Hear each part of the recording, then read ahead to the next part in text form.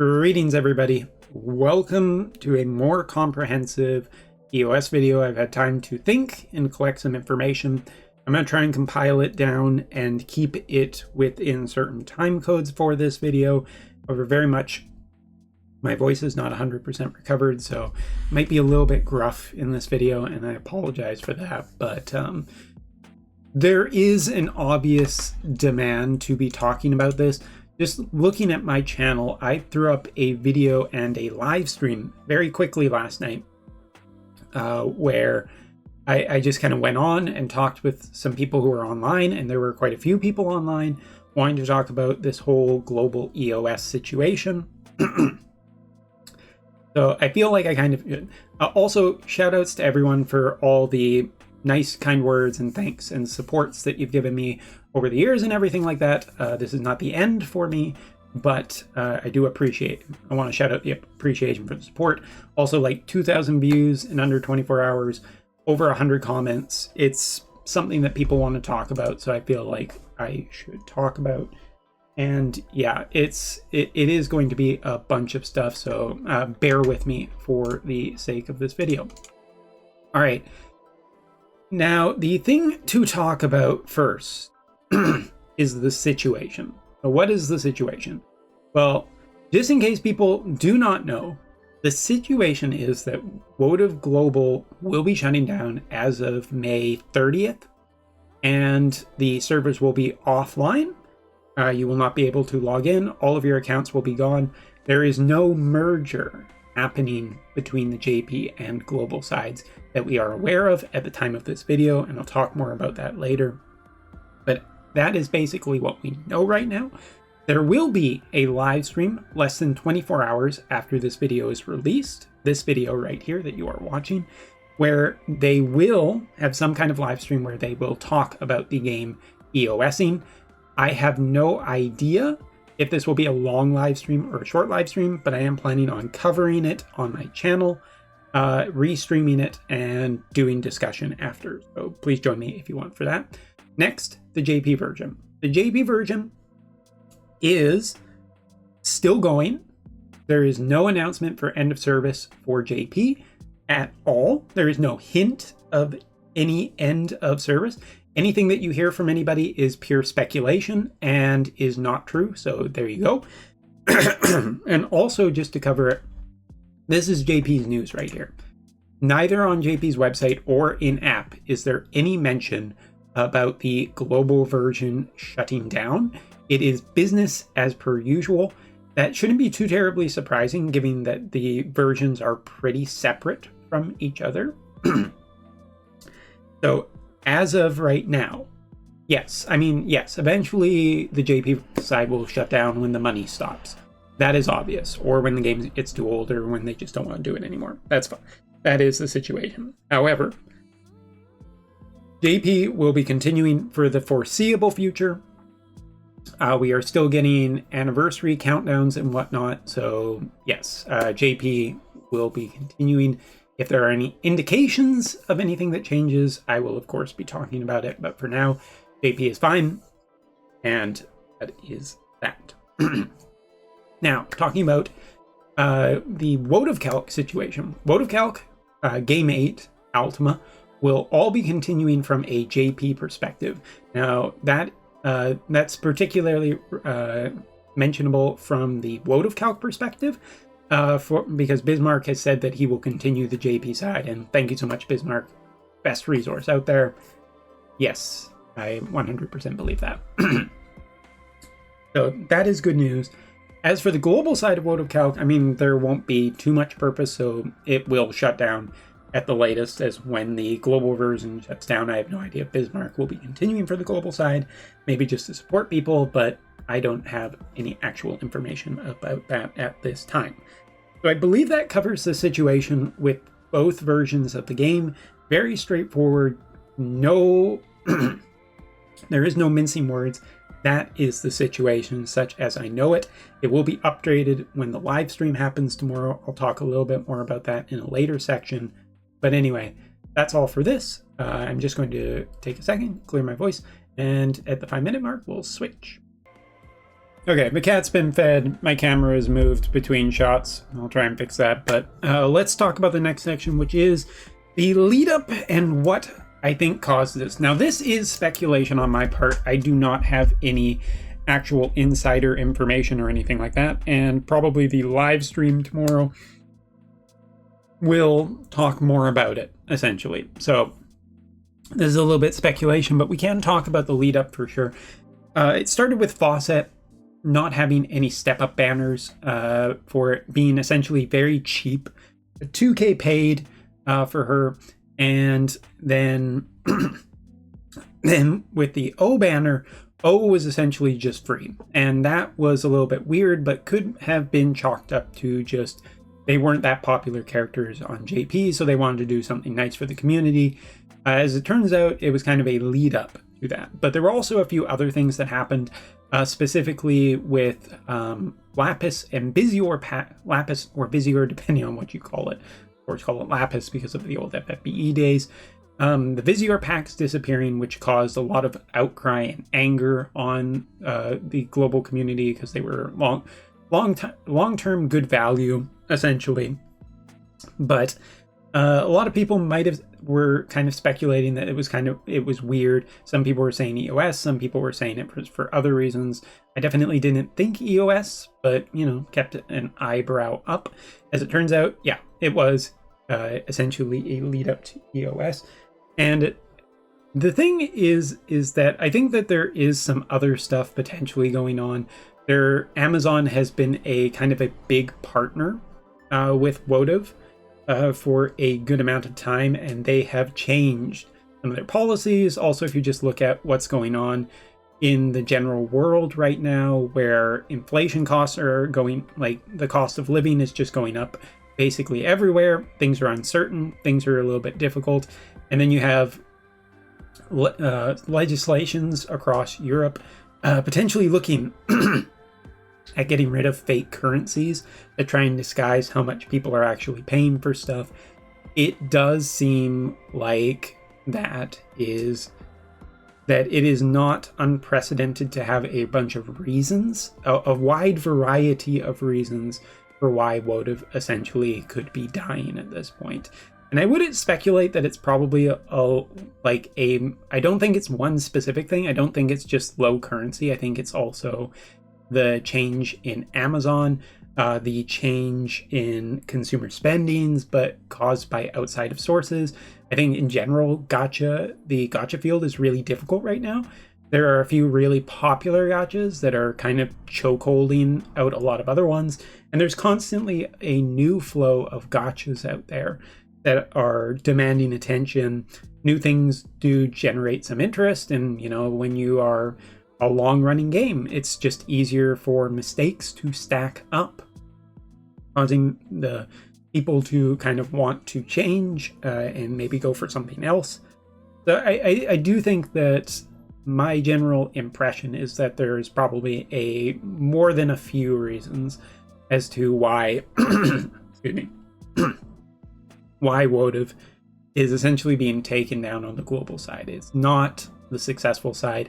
JP is probably still like the much bigger earner. It's not crazy different from Ever Crisis, but I think that Square Enix as well, if you take a look at Square Enix, the reorganization of their business has been a really major thing, and where they are prioritizing and putting their resources and what they want to support, I think has changed and will be continually changing for the next little bit. Well, Square Enix doesn't also have the particularly best most recent trend with a lot of their gacha games, where if you look at it, like a bunch of their games have closed down over the last few years. The post-COVID gacha boom has kind of tempered off a little bit, and I think that has generally hurt things enough that the company probably is just looking at all of its options, maybe going back to the drawing board a little bit. But as such, I think that there was a multitude of reasons that came in on this decision. However, again, this is speculation on my part. I imagine that if there is an answer, it will show up on the live stream tomorrow. So yes, that is basically that. Let's move on to the next one. All right, so the next thing to talk about is the live stream that will be happening tomorrow. The live stream tomorrow is basically an announcement of the EOS. It's officially announcing it. Who will be there, I don't particularly know. I do have the actual link for it. It's live at noon for me. So I will be restreaming that and watching it. And it's 7 p.m. Pacific Standard Time, March 26, 2025. What will come of it, whether it's like a 1 minute long thing of just being like, we're closing the game, or whether there's an actual explanation for it, I think that's going to be interesting to watch and discuss. So I will, of course, be live streaming it as it happens and talking with the community. So if you want, please join that. It will be here on YouTube. It will also be here on Twitch. Feel free to join me. Hope to see you there. Okay, that is basically it, as it's just a lot of speculation as to what will be talked about. Moving on. All right, next up, I'm going to talk about some community stuff. And, all right, one more second. And this community stuff is not 100% set in stone or anything. It is basically, seems like it's going to happen, so I'm just going to make mention of it. I have been contacted by some other past and present members of the Wotv community who do some Wotv stream and Wotv content, stuff that I did with people back when Introvisions was a thing. And those people have kind of reached out, and we are kind of talking and discussing in our own little private channels about what exactly we want to do. However, you should be noted that the community is not sitting down on this, especially the content creators. Some content creators want to come back, talk about it, just talk with the community and everything like that. And I am in full agreement. I want to do that too. So that is cool. I hope that there will be some more details about that in the near future. Keep an ear out for it, because even if the game is shutting down, pretty cool of the community. Okay. And then we move on to the next section. Now, the next section is talking about my plans.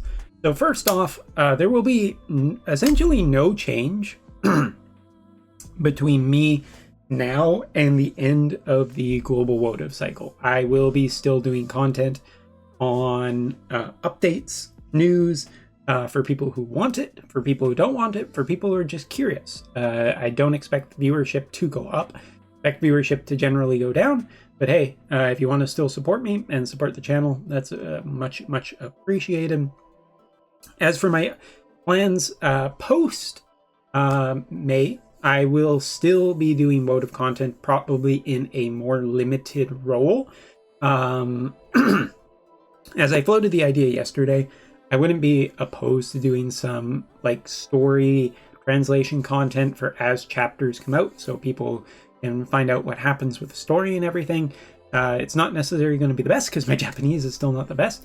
However, it would be a kind of new, good piece of content that I think like people who enjoyed it could still do. I will still be doing, like, trying to do some different content as well. Maybe some art shows, maybe some art snob stuff related thing about like vision cards and whatnot. Because the Wotv art is truly great. So yeah, I will be looking at doing these type of things, still character reviews and whatnot, for those who are interested. I hope there's still going to be a general high amount of interest, but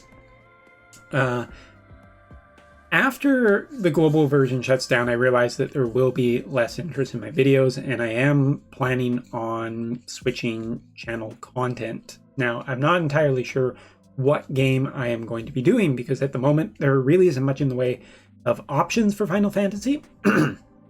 I do not care for Ever Crisis. I love FF7, but I do not care that much for Ever Crisis, so I don't particularly want to do that. I am not a big fan of the Hoyoverse. It's too busy anyway, and there are too many content creators already. It would be very difficult to get into. Swords of Cambalia is another strategy game that I am generally thinking about, but I have not decided yet, and I do not know what type of content I should even make for it, because again, there are people already doing that. and I'm not very competitive in that game. The game that I am generally interested in starting to play is SD Gundam Eternal, which is another strategy-based game. Content for that may start relatively soon. For people who are looking for a new strategy game, it could be fun, and it would be fun to play with other members of the community who enjoy strategy games. Of course, any future Final Fantasy projects, Final Fantasy live streams, and Final Fantasy stuff, I would still be totally happy to doing, because Final Fantasy is one of my favorite series, and I enjoy it quite a bit, so I would love to do that. So yes, that is basically where my plans are right now. Worst comes to the case, I mean, nobody's watching my stuff anymore, and I don't know, I just go off and live life. I vanish into the darkness. But I'd still like to do live streams. I'd still like to have a community and whatnot, and have people hang around and chat and watch videos and whatnot. I also am more seriously thinking about that Patreon with incredibly low tiers, just so people can potentially support me in a different way and support what content I want to do in the future. So yeah, please let me know if you are interested in any of that, because I am still very much thinking of what I want to do, but I still kind of want to do this stuff. It's not my job, it's something I enjoy, but if I can make a little bit of money while I'm doing it, then that's really, really great. I mean, you're essentially paying for my cat to get food. That helps out, so I appreciate it. All right, so that is it for that. Let us go on to the final topic. What can you do, dear viewer? What can you do? And the first thing I would say is just enjoy Global while it is around. I mean, you can essentially just play for fun. You don't have to worry about being competitive anymore or doing anything like that. It can just be the final days where you just spend your resources on whatever banner. Might want to wait and see what the announcement is on the live stream, in case they say, well, all characters going forward, people will just get at max level or whatever.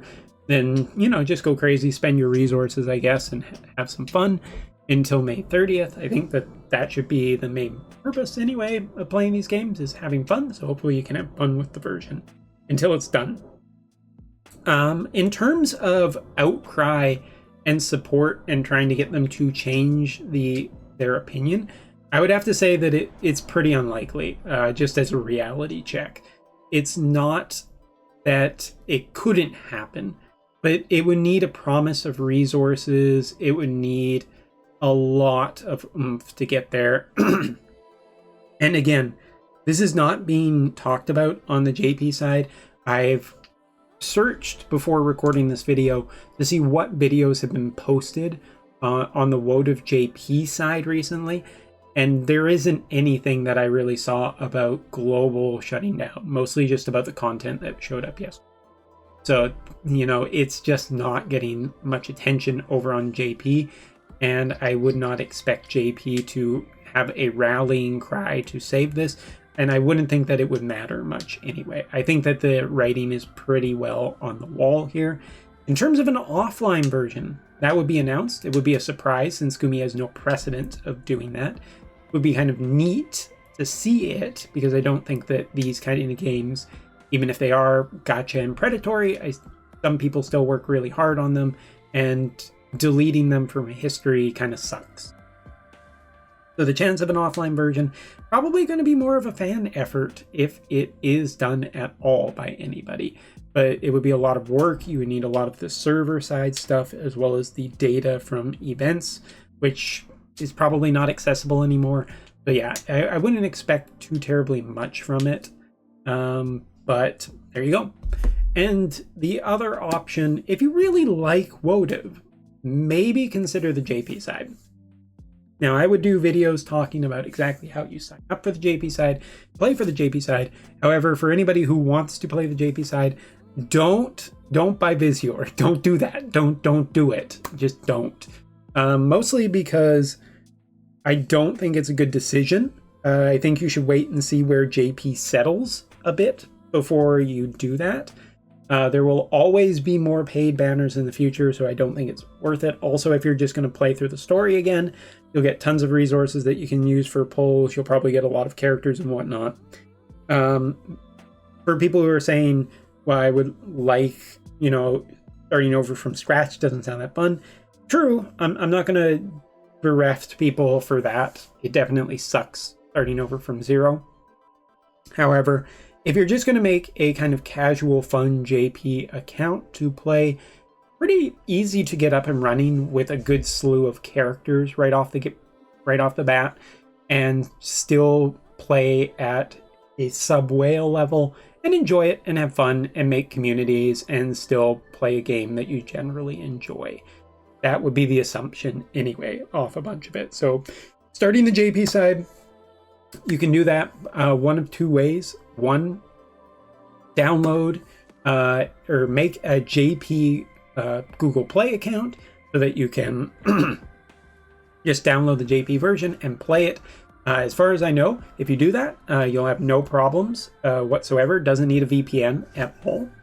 As for the other option, which is an APK, if you just search into Google Wotv JP APK, you'll find some websites that will allow you to get an APK. Of course, for purposes of me being a content creator and legal issues, I do not support APKs. I do not believe that APKs are the correct way. However, they are an option. Allegedly. There we go. I think I'm covered. But an APK, downloading it basically is just a version that you need to get the file, put it into an emulator, and it will install the game for you outside of the region. You will not be able to buy Visior without a account that is generally connected to it, and it has to be an account that is registered for Japan. So, I mean, good news, that will keep you from spending, right? But also, a lot of the old content is pretty irrelevant towards a lot of stuff in the game, so I think you're probably... But anyway, where was I? Ah, yes. So talking about just those two options are the ways to start playing JP. You don't need a VPN to play it. However, you kind of need a Google Play or I guess an Apple account registered in Japan if you want to buy Visior. And you would need some kind of credit card. To do that, you will have to pay exchange rates, so do consider that as well. And if you are doing, I mean, you can also buy like a Google Play card from Japan, but you need an account to enter it into. So again, it comes back to having that. And there are ways of making Google accounts in other countries. I'm sure that there is a guide out there that you can check if you wanted to, but that is beyond the scope of this video, so I will just slam up after that. Either way, there are some good options if you are still interested in playing and having some fun with Wotv, either on the JP side and the global side. And here, I mean, this is the JP side. It's pretty, if you played the global side, it's pretty familiar. You'll pick this stuff up almost as second nature after a little while of struggling with it. Like, the summon tab, the shop tab. There's less tabs on JP than there is on global. It's a much more cleaner interface in my opinion. But it's really not that difficult, and if you're familiar with Wotv, you'll have a pretty easy time adapting to JP, in my opinion. And it might take a little while, but eventually you'll get very comfortable with just knowing where to press and what to do. It's not that difficult. You don't need to know Japanese. The only thing you might want to look up status effects in case you're making Trust Mastery runes, so you know what you are picking. But even all of that is just generally easier right now. And trying to be a whale on JP, I don't believe it is worth it anymore. So you can probably just play and enjoy it for as long as the game is running. Okay, so that is the end of this video. I have tried to cover and talk about as many things, keep it generally organized as possible. However, this is a difficult subject to talk about every single last thing, every last question that people will have. So I'm putting a request out there. If you can put in the comments anything that you particularly think I should be talking about or whatnot. Of course, over the next few days, there will be more to talk about after the live stream happens, and we have a better idea of what's going on for Global and what the final days will be like.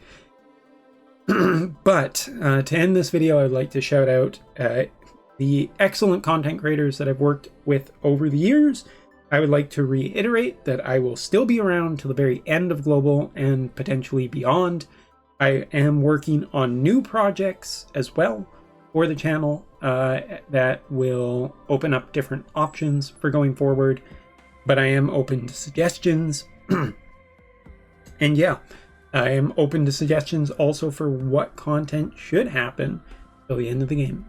So thank you so much for watching. Thank you, of course, as I was saying, thank you to all the amazing content creators I've worked with over the years who have taught me and helped me out, to all of the JP players that I still play with, and all the globalers who, and past, present, weird future players, sure, too.